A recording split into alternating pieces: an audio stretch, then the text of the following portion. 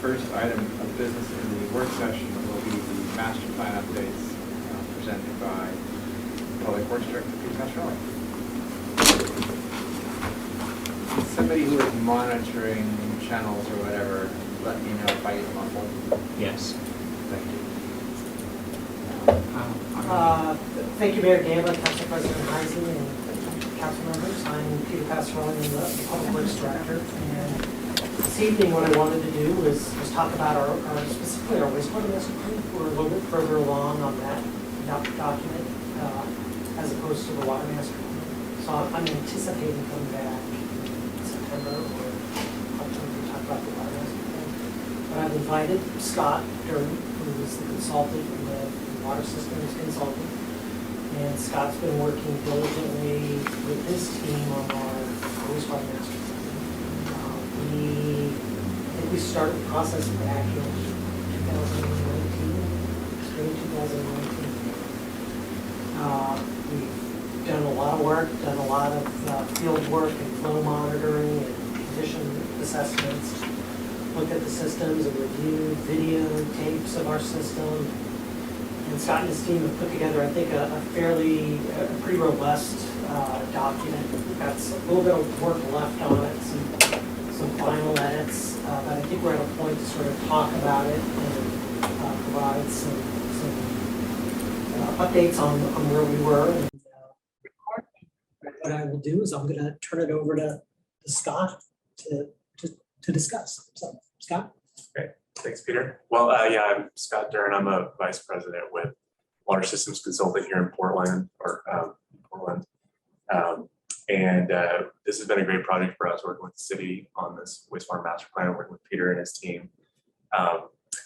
So we could probably kick to the next slide here.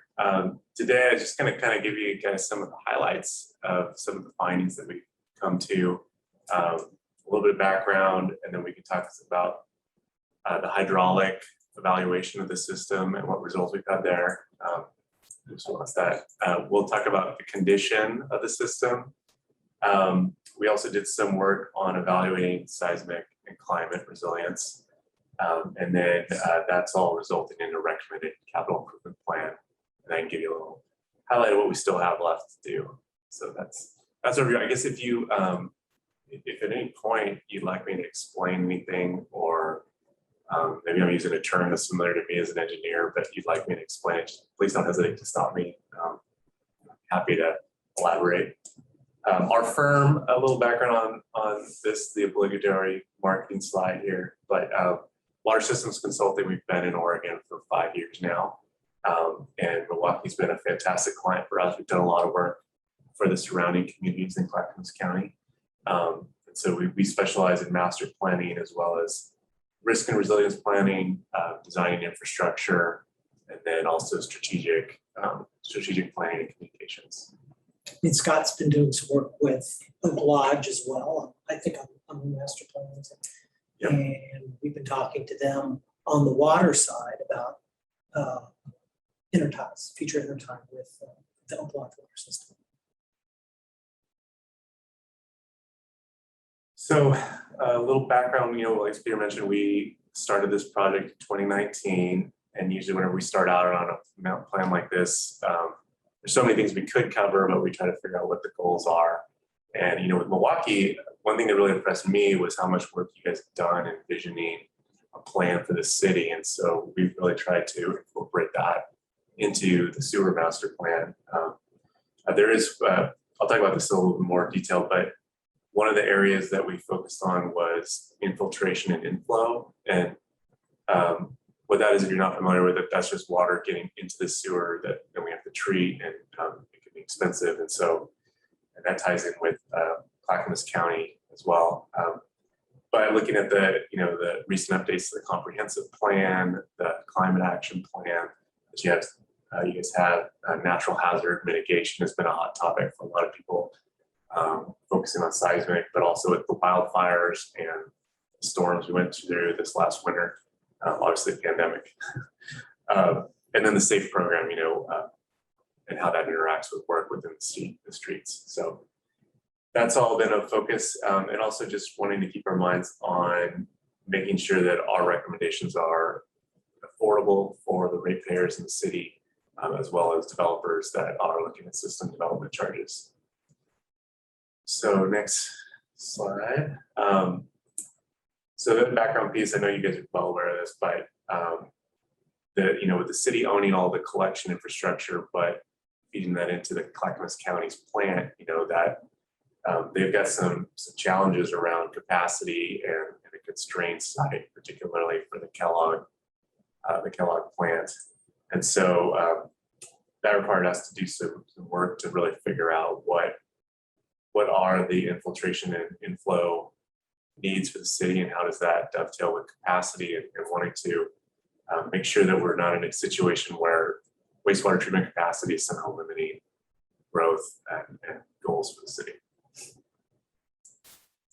So one of the first things that we do on these master plans is to lay out population projections.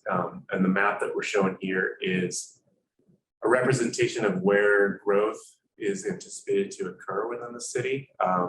Most of the growth, I think, is going to be, at least within the city limits, which is the red line shown in the figure, is going to be densification. And so we were able to piggyback on some work that was already done as part of the comprehensive plan to look at where will that growth occur around the goals of creating,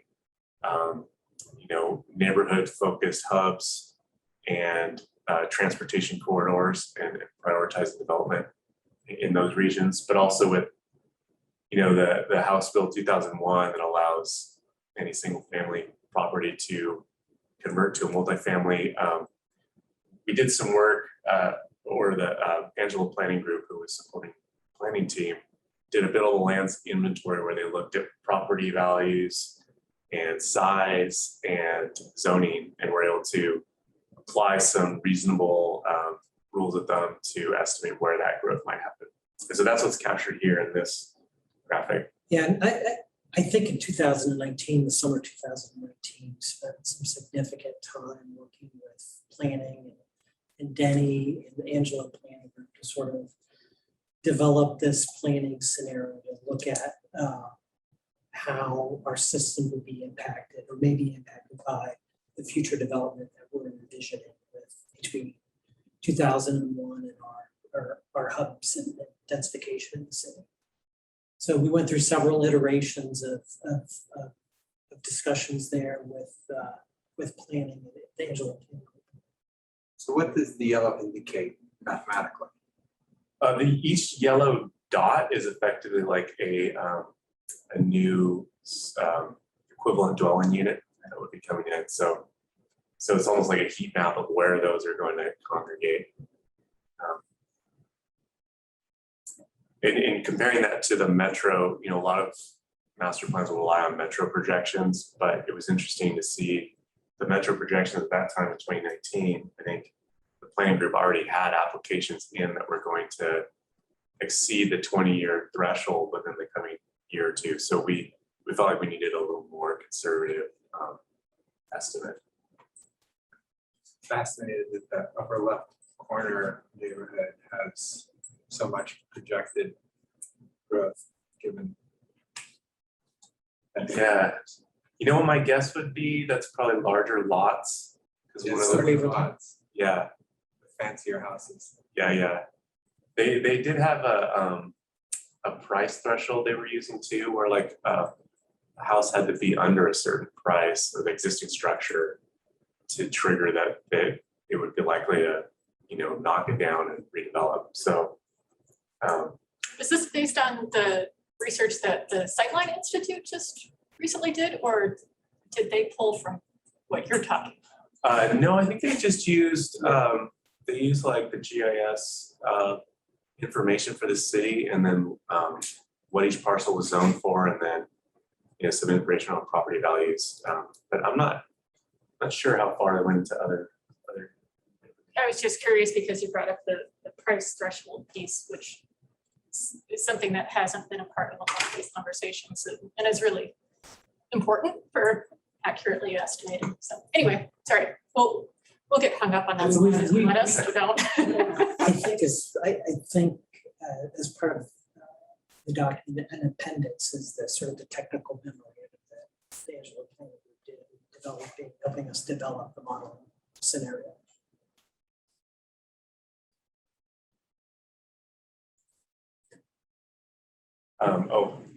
There you go, yeah.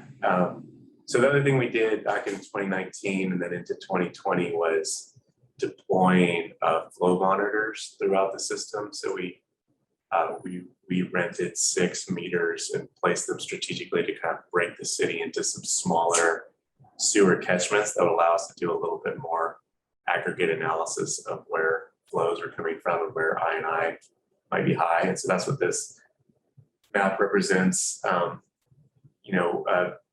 If you think about it, 2/3 of the city roughly flows west to the Kellogg plant, and about 1/3 flows to the east, even though it eventually makes its way back to Kellogg. But from the county standpoint, that western 2/3 of the city is what they call the Milwaukee Basin, and that's where they've highlighted as a region that they would like to see I&I reduction over time.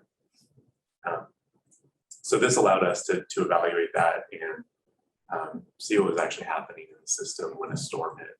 So I can't really make out your legend. Is the yellow the worst, the orange the worst? Oh, there's no correlation with which areas are better. They were just defining each of the basins, and yeah, we just no significance with the colors really.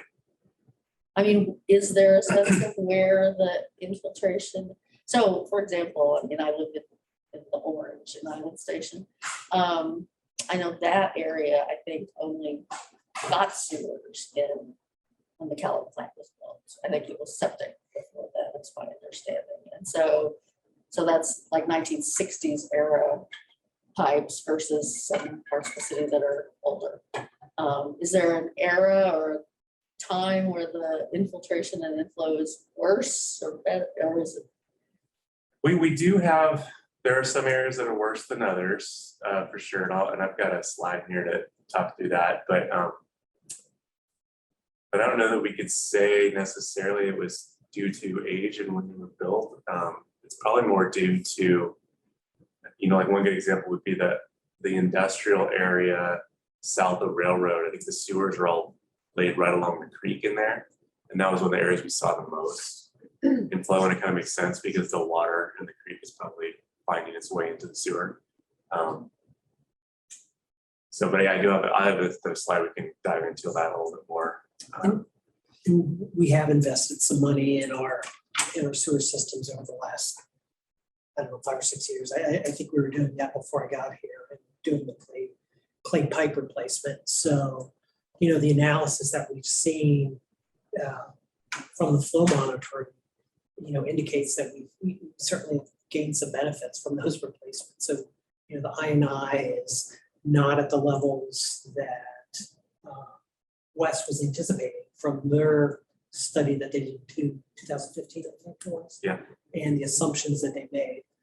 We still have a big project at Weaverly that we have to do. That's the last of our clay pipe. Big pieces of clay pipe. I'm sure there's some minor pieces here and there that are out there, but that's really the big last clay pipe project that we have to do. The other thing that we did as part of the snow monitoring also, there were the 6 monitors that we also did, but we also did, rainfall measurements. And I think we had a site here on the City Hall. Yeah, on on the roof roof here there. to see what it was, and also at Johnson Creek Boulevard as well. You mean rainfall correlated to I&I or? Exactly, yeah. Yeah, what we do is typically we'll deploy a rain gauge that's been tested and calibrated, and that way we're getting really accurate rainfall that we're trying to assess the response of the system to the storm. So, in fact, you can go to the next slide here. This is kind of what that looks like in a way. And I apologize, there's a lot of information here, but this is a graph of like rainfall over time. And often what we'll do is come up with a design storm, a 24-hour typical storm event. And what I wanted to point out on this slide was that the gray line with the big, tall, Mountain Hood-like peak there, that's the storm that we're using, which is the NOAA 10-year return interval, meaning that that's the storm they would statistically say can happen on a 10-year frequency. And you can see that if you compare that to the lower, more rounded curves, those are the storms that Wes was using to do all of their analysis, which were based on actual flow coming into the Kellogg plant, and they were able to then statistically say this is roughly a 10-year frequency storm. And so we definitely used a much more intense storm event to evaluate the collection system. And partly that was due to the belief that as climate change occurs, there's a lot of data that says we'll get more intense rainfall events. So that was part of the justification there. And then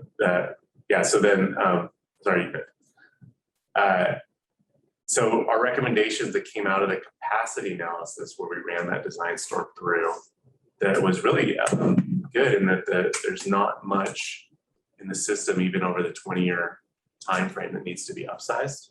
There's a few sewers in what we were calling the Brookside Basin, which is northeast portion of the city, about 1,200 feet of sewer that probably needs to go up from an 8-inch to a 10-inch. But that was really it. There's a couple of manholes that are highlighted on the western side, running along Johnson Creek, that had some high levels of water levels get a little high, but there's also quite a bit of freeboard between the water level and the rim. So we just tagged those for a little bit more data collection to confirm elevations of manholes and make sure there's no issue there. But overall, capacity-wise, the system looked really good. This is analysis of the I&I, and as Peter was saying, really good results there. Basically, each one of those FM 1 through 4, those are the flow meters that all contribute to the Milwaukee meter, which is the 5th column over. And then we have the Harmony meter, which is everything kind of going east of the city. But the bottom line there, the bottom row, is the target that Wes set, which is that number 5,985. That's a measure of infiltration and inflow per day per acre. So they kind of normalize it over the acreage of the city. Infiltration and inflow? Yeah, well, infiltration is the flow that would come into the pipes through groundwater table rising, getting in through cracks.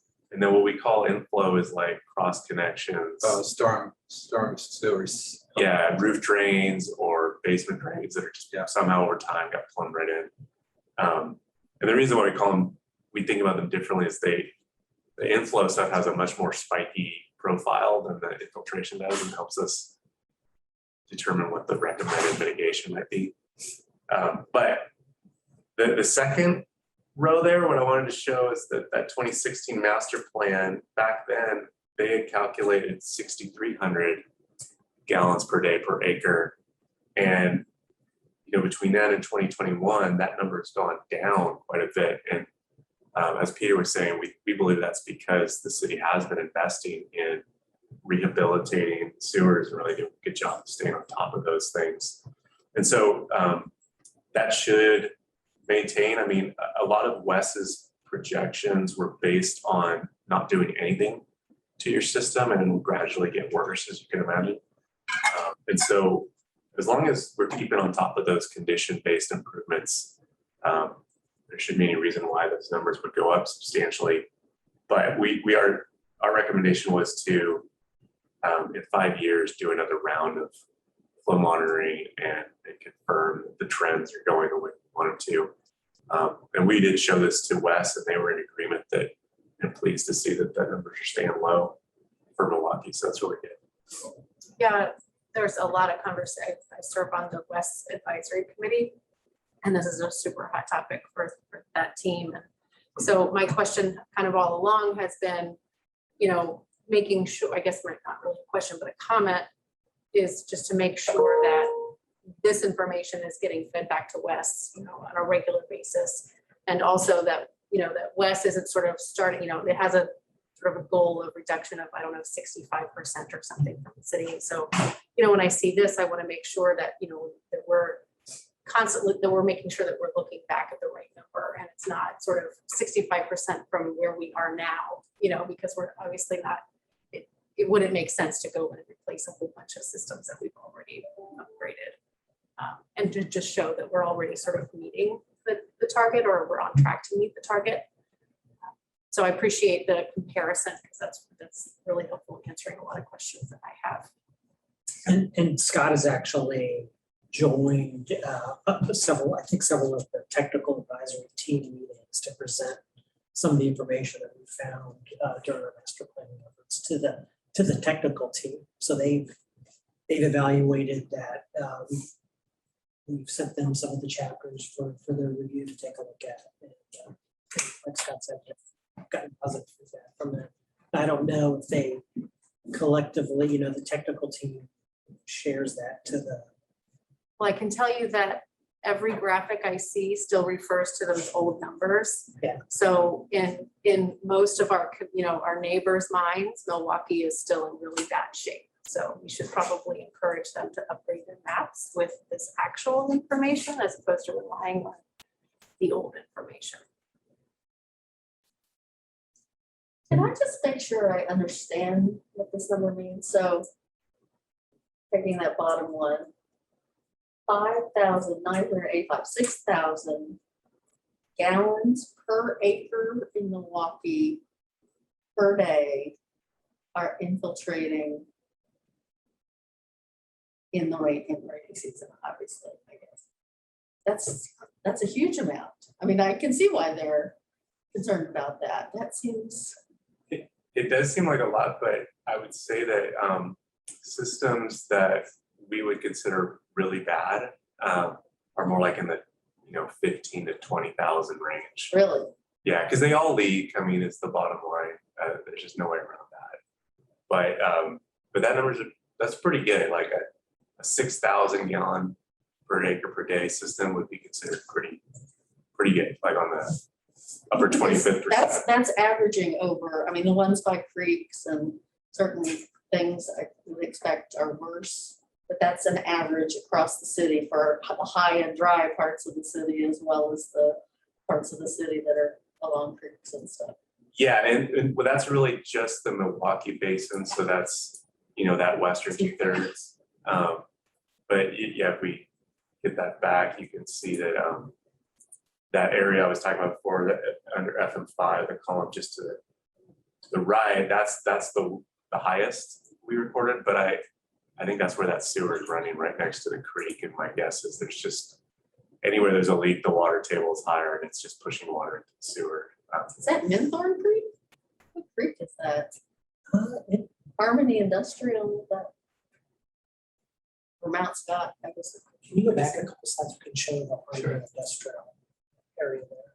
So, That one, yeah. It's that FM5 down at the bottom. So it's the red line.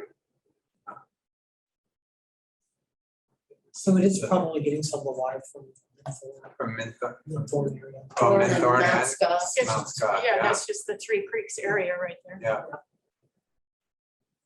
So when you have a line that they brilliantly thought to run through Creek back in the day, is there a way to mitigate? Can you line it? Is there a way to mitigate that? Yeah, I mean, you can line them. You can certainly line it. You know, line the pipe. You got to line the manholes. You've got to put different covers on the manholes to protect the inflow from the creek into the manhole. But it's a challenge. I mean, as the pipes degrade, it's opportunities for that infiltration inflow.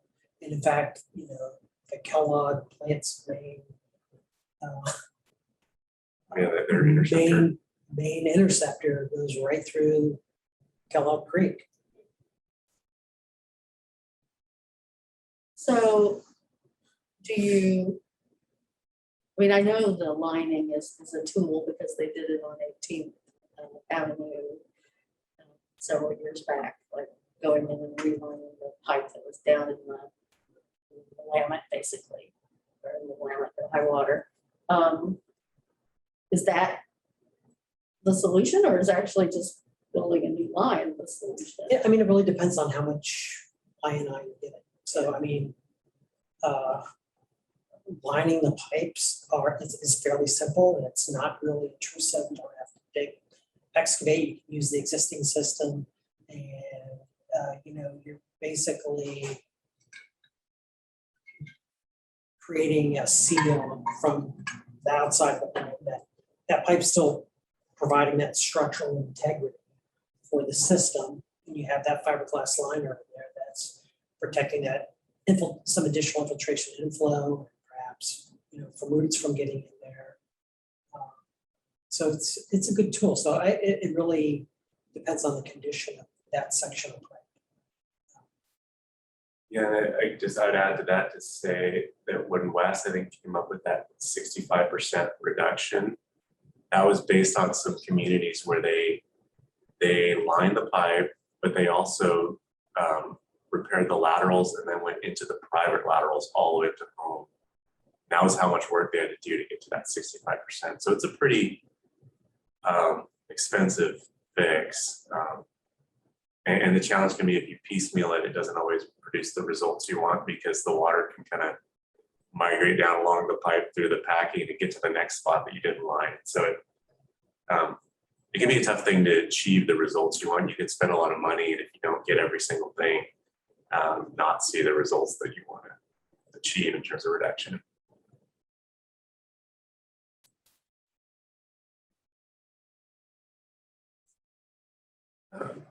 But yeah, overall, it's good news, I think, for the city, and a good story that things are looking good.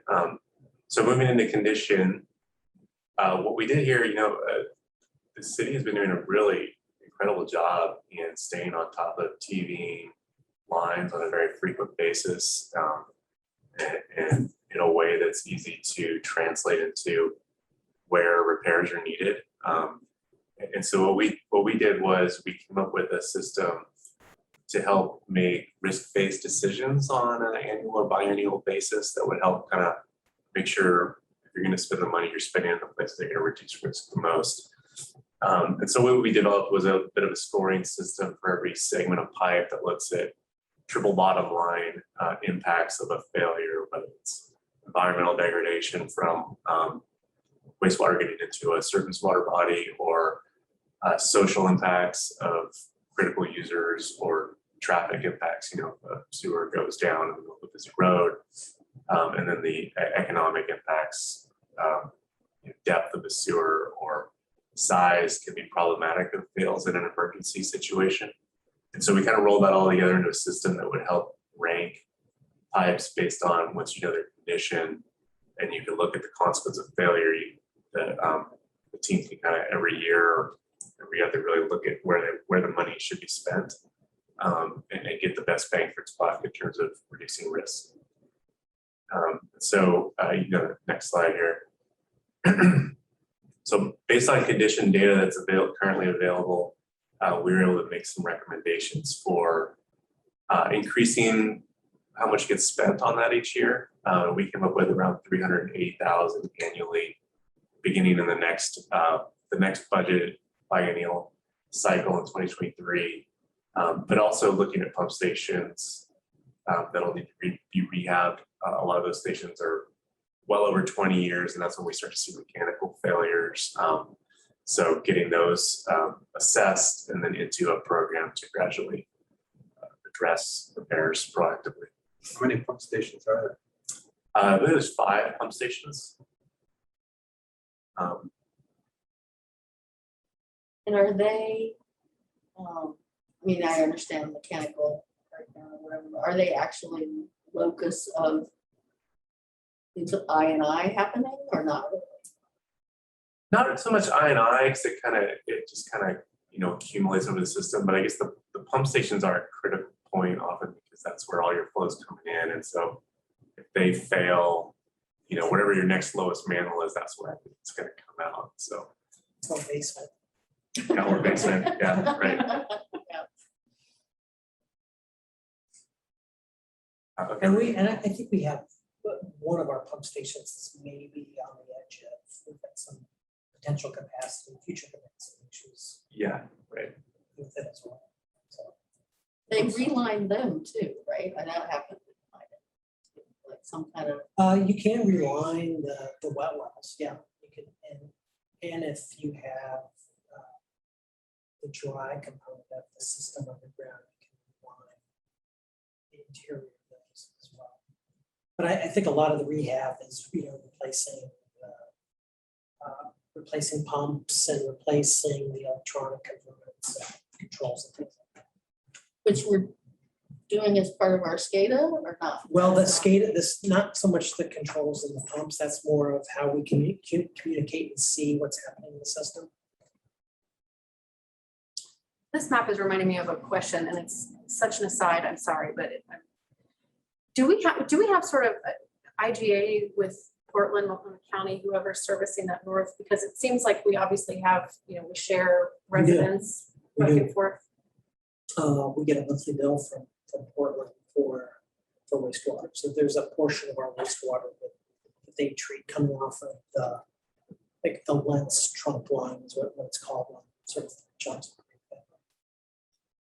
And there's even, I think there's the ability, if we do have problems at Brookside and can't handle the flow, that it discharges into the Portland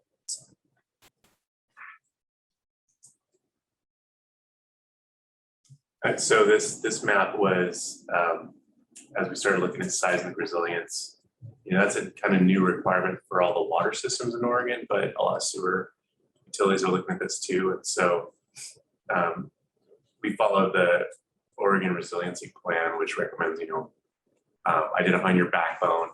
And so that's what you're seeing there. That's kind of the backbone system that, captures the larger pipes, but also any critical users like the hospital,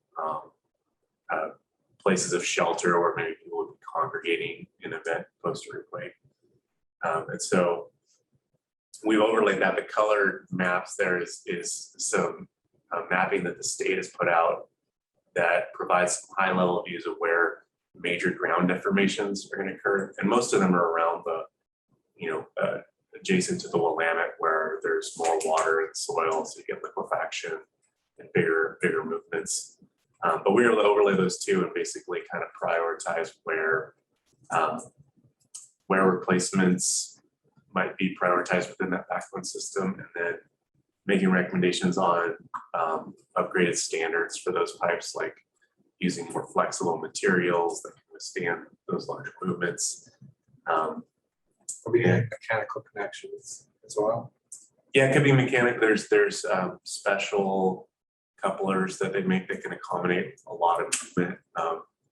And the tricky part is it's kind of dictated really by the materials at the site. And so I think what we've said is that here's a list of materials that you consider, but you might need to do more investigation and know exactly where the groundwater table is at in that location, and then you can make the right choice. So it's hard to design those things at a high level, but we can at least highlight where a little more work might be required. Yeah, I mean, I know that when I've looked at liquefaction maps for Milwaukee, it's far more detailed than what you're seeing here. Like, you can look at your tax lot in Milwaukee and see what your individual liquefaction factor is. So this is pretty high level compared to what you would need to know on a moment by moment basis throughout the system to really address that stuff. Yeah. But still useful, absolutely. Yeah, and the depth of the pipes too can help. Sometimes they're really deep. You might be even under where some of the major ground movements are occurring. So, but at least we have a nice kind of map here to kind of prioritize where to do those investigations. We also look at the pump stations. We had a structural engineer come in and look at a couple of critical stations and make some recommendations on bracing and other things that would allow those pump stations to continue operating after an earthquake. And then we looked at climate resilience as well, and that mainly focused on sea level rise impacting the Willamette along the waterfront. And so we ended up with a recommendation to put watertight bolt down covers on some of the sewers adjacent to Johnson Creek and the waterfront so that we wouldn't have the river dumping in a flood event and inundating the wastewater treatment plant and the collection system. And we also had we've had discussions with Wes about their seismic resiliency at Kellogg and Tri-Cities. And I think we need to continue those discussions because there's still frankly, some things that are concerning. We went through some workshops with Scott and his team and looked at what happened was it in New Zealand, Christchurch, New Zealand, with their wastewater plants and what those impacts were. So, we ended up with wastewater plants that were offline for six months to a year before they were able to start treating water. That just impacts the entire city for an extended period of time. So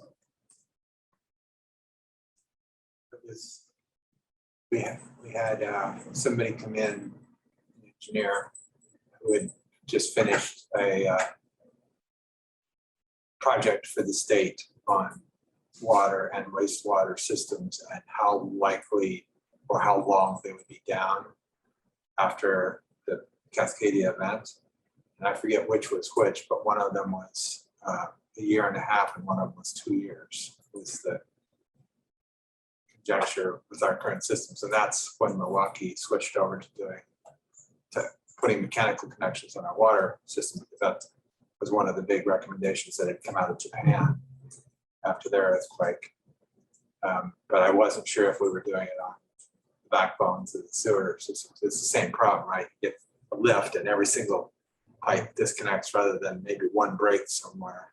Yeah, it's start pulling apart or all different things. Yeah. Having to dig up the entire system, place it.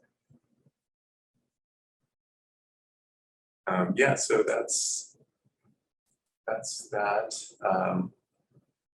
Next slide. Okay, so yeah, this is kind of the culminating plan in terms of the capital improvements. So we came up with around 22 million overall, spread over 20 years. And the bar graph there, the blue lines are where we've actually scheduled out the first 10 years. So FY22 through FY31. And then the next 10 years after that, we just kind of average everything out because it's hard to plan at that level of detail that far out. But I did throw in as a comparison, the orange lines or reddish orange there are the current CIP, so you can kind of see how it aligns with what's in your plan now. And so there's a little bit of an increase in spending, but not a ton. And part of that is due to trying to coordinate these condition-based projects with the safe work and wanting to, so there might be some more projects that need to be pulled into those so that we're not digging into newly paved streets. And that's part of the work that we're finalizing now, is just making sure we have these scheduled right, or if we need to move the timing around on some of these projects. Right. The other thing that's included in there is, we've been recommending as a firm that our clients go to 5-year plan cycles, just because you can, 5 years seems to be about when the master plan starts to not be as relevant to what's happened, just things come up. And it's just easier to update. And it keeps the plan more usable and relevant. So we've thrown that in there too. In particular, for you guys' case, I would say doing that flow monitoring and being able to show Wes that projections are still coming in under their targets will be important. So we wouldn't want you at year 18 before their goal, find out there's a whole bunch of work that has to be done. So yeah, that's it for the CAP. The next slide. What's remaining to be done, we just need to kind of finalizing the timing of these projects. And then we've been working through each chapter and submitting it for review to the staff level. And so we've pretty much got the plan written. So once we have that CIP done, we'll have a full document for everyone to review. And then we'll also have, we have a financial consulting firm, FCS Group, on board to do an SDC analysis, and they'll come back with recommended SDC charges to support the CIP project, but also reimbursement for past spending on the system that might be able to be recaptured to the SDCs. And that was the team, that FCS was here, I think it was March or April, and gave a presentation about SDCs and the process that they're gonna follow. So the SDCs are going to cover not only our system, but also to some degree, there's money towards West, right, for the plant. No, this is just our SDCs for Milwaukee. So are there two Seward SDCs? Yeah, so Wes has their own, the county has their. Yeah, I thought we SDCs. might combine them or something. Oh, and then the last thing we have on our plate is to produce a facilities plan that would go in as an addendum to the comprehensive plan, just covering the wastewater system. And then schedule-wise, yeah, we should be getting that draft master plan done in the next few months, September, October timeframe. And then we'll produce the final and then the facility plan updates. So we're pretty close to being done here. I think that's it. If there's any questions on that. Thanks for all the good news. Yeah, it's nice. You guys have a very good system. It's not often that we see like really no capacity issues. I think definitely speaks to all the hard work that's been done by the crews over the years, staying on top of, you know, some repairs and yeah. Well, it's always a hard choice to raise rates, and I think that this really highlights that value of when we do make those hard choices, because keeping on top of the work versus having to do it all at once later down the road is so astronomically expensive. And I really appreciate that we have a public works director who understands that and prioritizes staying on top of things and having a careful plan and really understanding the weaknesses in our system so that we can stay ahead of the problems. So thank you. So does this plan have to go to planning commission? I'll have to find that out. Okay, I don't know the answer. I think we've I know- been somewhat inconsistent in that over the years. I know our water master plan has to go to OHA. But I don't know if these have to go to. I'll find that out. Remember the sewer master plan going to. It used to just be like CUAB and then Yeah. council, but then I think there was a period there where we were sending them to planning commission, so. I know the transportation master. Transportation, yeah, That goes to planning commission. and maybe planning commission was just bored. We want more meetings. Actually, I think I was on the planning commission then, and I was like, why are we doing this? I'll double check, but Okay. that hadn't come up before in discussions that we needed to go to. Yeah, I mean, the only real relevance there is capacity. Well, I mean, they are sort of ancillary documents to the comp plan, right?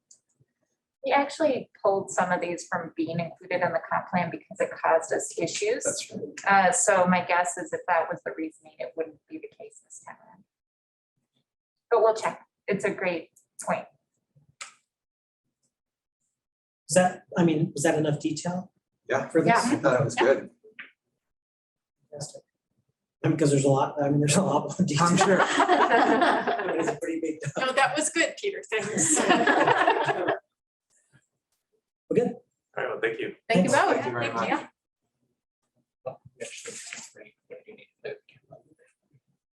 We're having some issues tonight, just trying to figure out how people can see the screen. So for right now, our fix is that the camera is going to look at the screen while we're presenting, and at the presenters, and then we'll fix it over break so that it shows up on Zoom. I just want to do a special shout out to Mr. Harris for stepping up to the plate and wearing a bow tie. And Is that a required part of absence. this? Yeah. He's actually also wearing the He same. was pretty firm about it. Well, that is probably That's- not. That doesn't Not help even at all. legible. That's like wow, an art Alright. piece. So Yeah, we that's- will scroll that down and return it to council. Oh, so.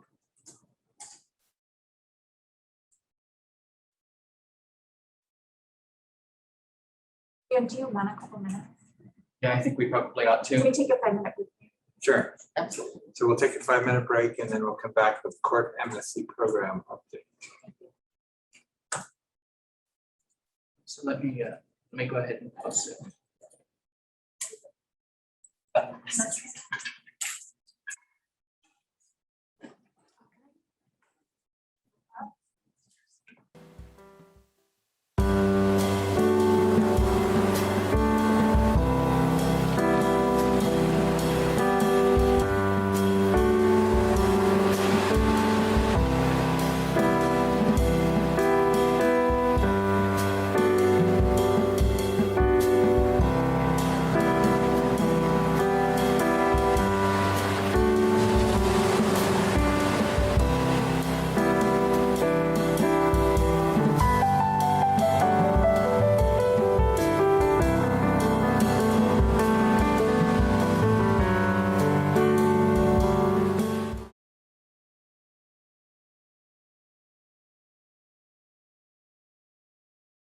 Our finance director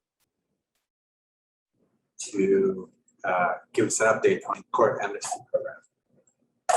Good afternoon, I'm Dennis, the Finance Director. I am going to give you a short presentation on the court amnesty program that we had did back in March through June. I actually do have a presentation.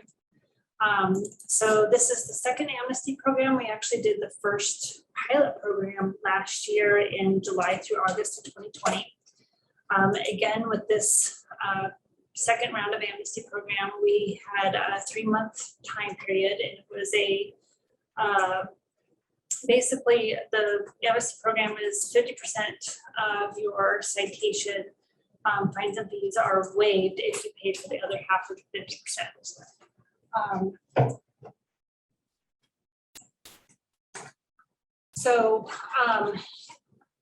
Through the second round of the amnesty program, we did quite a more robust engagement and advertisement than we did in the first round of the pilot program.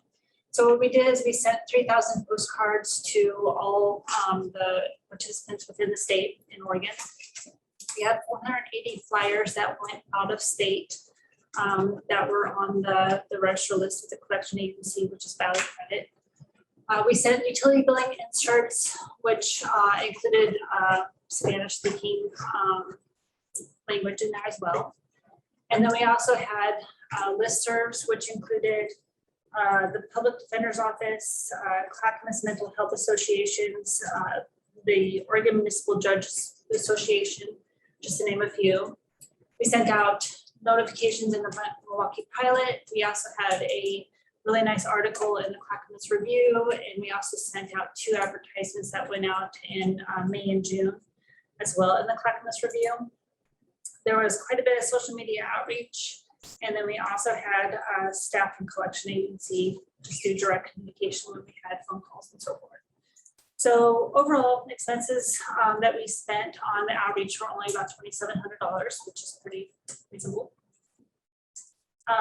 So if we can go to the next slide. Overall, we had about a 5% participation rate in comparison to the last pilot program. We had 3%. So we'll take the win. Seems small, but it actually was pretty responsive. We had a total of this is total of citations outstanding that are eligible for the program. We obviously have a lot more citations that are out there, but there is an increase from 2020 2020 to 2021, the parking citations, you'll see that big increase, and that's mostly because we had our parking enforcement officer started full-time in between that gap. What are the marijuana, is that people using marijuana publicly or something? Yeah, I believe it was the misdemeanor marijuana citations that we had prior to legalizing it. Oh, okay.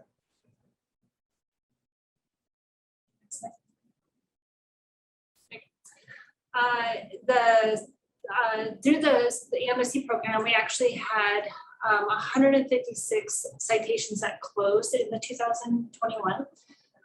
That's an increase, considerable increase from the 82 that we closed in 2020.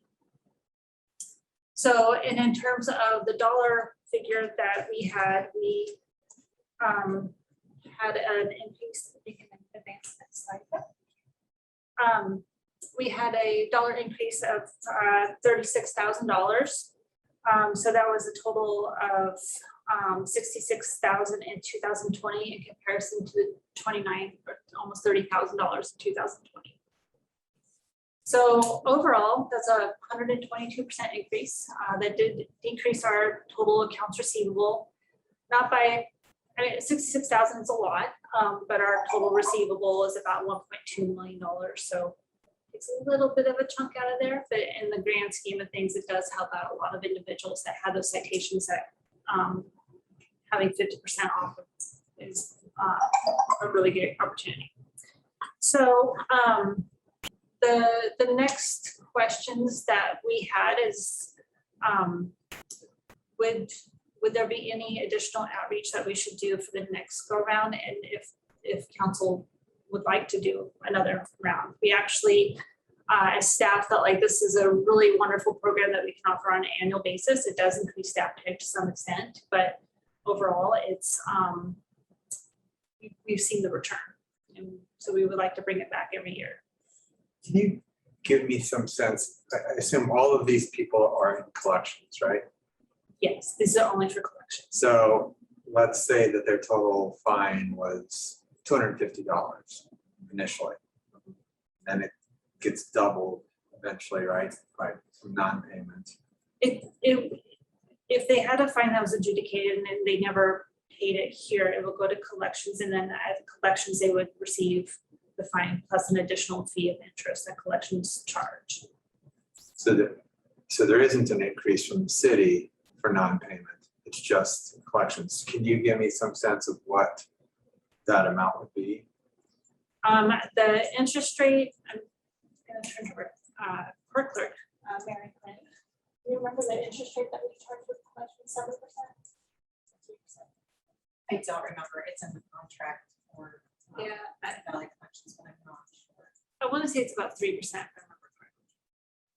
So it increases 3% a year. Mm-hmm. And then is there also a collections fee or a? I don't think there's a collections fee. There's just the interest that is accrued. The interest actually includes the fee in there. So there's the interest and fees is part of that percentage that collections would charge.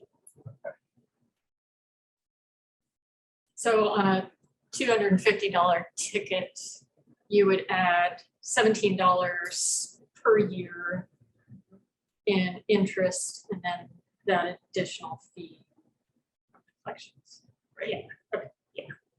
So it's not a huge amount, especially when you cut it all in half. Right.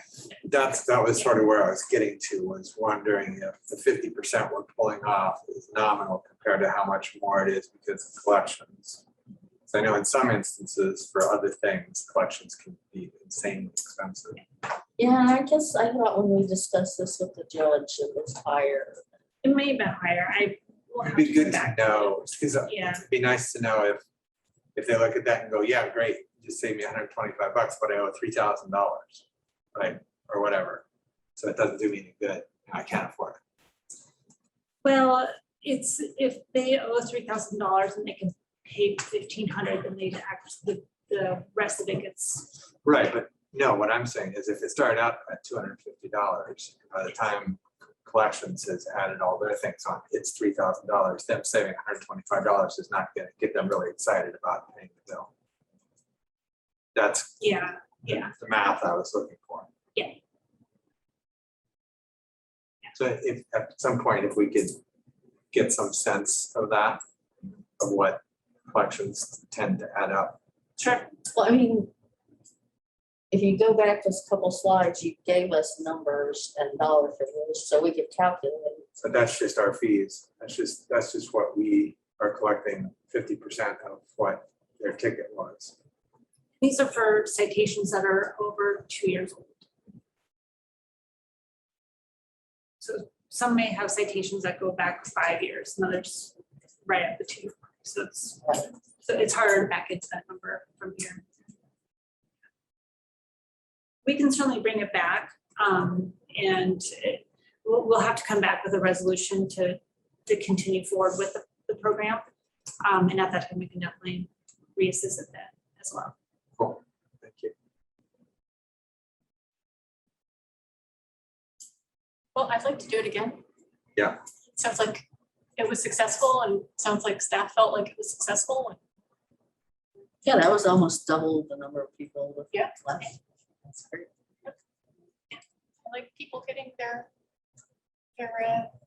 licenses back on other things. Okay, well, we'll bring it back. It'll be for January, February, for the same time period. Seems to be the best time period. Okay, Okay. great. Cool. Fine, before you walk away, is this the first meeting where Mary has been the clerk? I believe so. Mary, do you want to come up for a second? I just wanted to thank Mary. She stepped in the middle of a pandemic and figured out how to make our court system work, and she's been doing exceptional work. So I appreciate this, and I also just appreciate you helping me. Thank you. It's been a lot of fun. I've enjoyed it. Well, thank you for stepping up. Thank No you, Mary. problem. Thank you. Thank you. Thanks, Bonnie. Right, well, I think that's all we have for the work session. So we will be back on air at 6 o'clock for the regular session. That we're adjourned. I'll try and figure out what's going on with the computer by now. Okay. Record.